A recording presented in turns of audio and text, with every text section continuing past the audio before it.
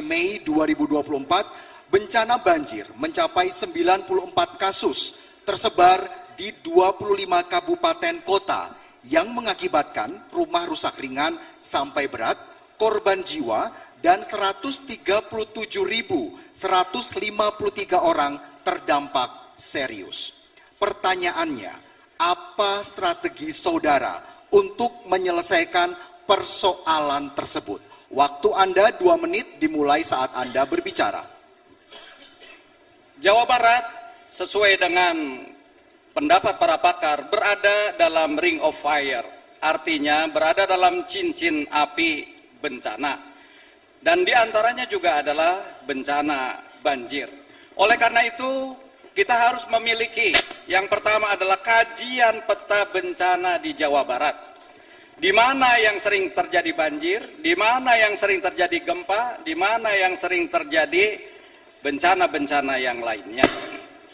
Yang kedua, kita harus mengedukasi masyarakat agar masyarakat lebih care terhadap bencana yang akan dihadapi. Ketika yang dihadapi adalah bencana banjir, maka dia harus tahu bagaimana upaya untuk menyelamatkan diri dan hartanya, kemana dia harus mengevakuasi keluarganya. Dan yang ketiga, tugas Pemprov tentu perlu memiliki rencana kontingensi atau contingency planning. Di antaranya dengan menghidupkan early warning system.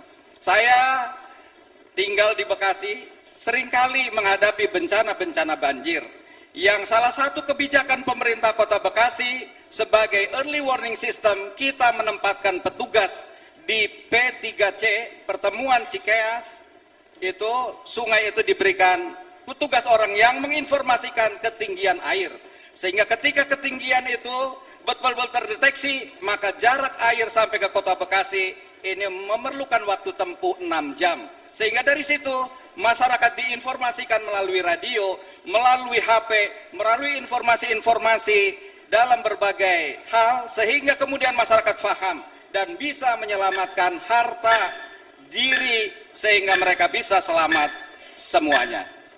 Demikian. Baik, terima kasih kepada Bapak Ahmad Saiku. Berikutnya saya akan persilakan calon gubernur nomor urut 1 Bapak Acep Adang untuk menanggapi jawaban dari calon gubernur nomor urut 3. Waktu Anda 1 menit dimulai saat Anda berbicara. Sebagai salah satu provinsi yang rawan bencana, Jawa Barat memerlukan kebijakan di dalam program mitigasi dan yang komprehensif, berkelanjutan, dan berbasis masyarakat untuk mengurangi resiko bencana. Hal ini kami tawarkan adalah pertama, regulasi ketahanan bencana, yaitu menyusun, memperkuat regulasi tentang ketahanan bencana. Kemudian yang kedua, meningkatkan infrastruktur ketahanan bencana, seperti kita membuat jembatan, jalan, dan bangunan publik agar tahan terhadap gempa. Yang ketiga, misalnya pendidikan mitigasi bencana, yaitu membuat program edukasi mitigasi bencana di sekolah-sekolah. Dan kita memberikan penjelasan kepada mereka adalah bagaimana ketika kita nanti akan membuat semacam rumah atau bangunan, itu harus dihindari tempat-tempat yang menimbulkan akan adanya bencana, apakah bencana alam atau bencana banjir dan bencana-bencana yang lain.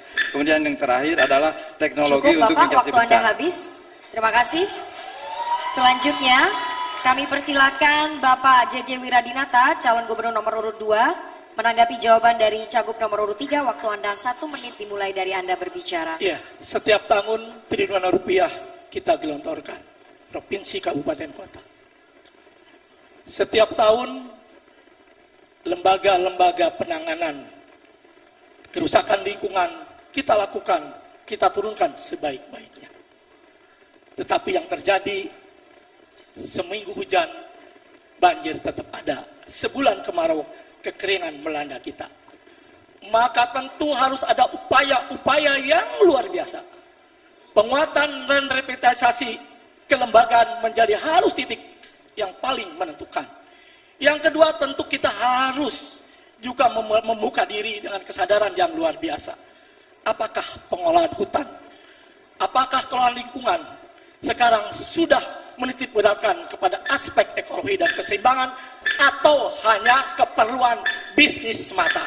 Oleh karena kesempatan yang berbahagia ini, masyarakat harus dilibatkan menjadi bagian dalam pengelolaan hutan yang bukan saja Baik, pemanfaatan waktu itu. Terima Anda kasih. telah habis. Selanjutnya kepada calon gubernur nomor urut 4 Bapak Deddy Mulyadi. Kami persilahkan untuk menanggapi calon gubernur dari nomor urut 3. Waktu Anda 1 menit dimulai saat Anda berbicara. Bencana itu hilir dari sebuah kegagalan dalam pengelolaan pembangunan. Kenapa gagal? Karena kita salah memetakan wilayah, diakibatkan tata ruang kita tidak sesuai dengan fitrah penciptaan alam itu sendiri. Maka yang pertama harus dilakukan oleh kita adalah pemetaan tata ruang. Agar apa? Agar ruang-ruang yang ada di bumi Jawa Barat itu kembali pada ruang-ruang yang sesuai dengan peruntukannya. Kata orang Sunda, ada Tritangtu di Buana, Gunung Kudu Awian, Lengkop Kudu Balongan, Lebak Kudu Sawahan. Kalau kerangka ini sudah dibangun dengan baik, maka kita akan langkah yang kedua. Beraninya pemerintah mengambil kebijakan secara tegas terhadap apa? Pelaku pembalakan liar, bangunan-bangunan yang salah menempatkan. Kemudian juga yang ketiganya adalah bagaimana kita menempatkan bangunan sesuai dengan karakter wilayah. Gunung sesuai dengan karakter gunungnya, daerah banjir sesuai dengan karakter banjirnya, daerah tengah sesuai dengan karakter tengahnya, sehingga bencana itu bisa diminimalisir oleh Cukup, kita Bapak, semua. waktu Anda habis. Terima kasih. Kami beri kesempatan calon gubernur nomor urut 3 Bapak Ahmad Saiku merespon tanggapan dari Cagup 1, 2, dan 4. Waktu Anda 1 menit dimulai dari Anda berbicara. Menurut pandangan kami, bencana kadang-kadang lintas kota dan kabupaten. Kita sering melihat Bekasi terang benderang, tetapi di Bogor hujan deras, sehingga kita nggak menyangka bahwa air kok tiba-tiba digelontorkan ke kota Bekasi. Inilah yang perlunya hadir pemerintah provinsi dalam menangani bencana yang lintas kota dan kabupaten. Penanganan bencana harus integral antara hulu dan hilir. Kita ingat bahwa ketika di hulu harus ada catchment area, penangkapan, disitulah perlu penghijauan. Di situ juga perlu ada daya tampung untuk menampung agar air tidak menggelontor sehingga perlu waduk. Ini harus dikomunikasikan dengan pemerintah pusat. Sementara di hilir kita perlu bahwa sungai-sungai, kali-kali perlu dilakukan normalisasi sehingga daya tampung sungai bisa melebihi, cukup tidak melimpah kemudian ke rumah-rumah penduduk. Inilah yang harus kita lakukan, koordinasi dengan pemerintah pusat, karena ini menjadi kewajiban pusat. Baik, terima kasih. Waktu Anda sudah habis. Dan kini kita akan beralih ke pertanyaan untuk calon gubernur nomor urut 4.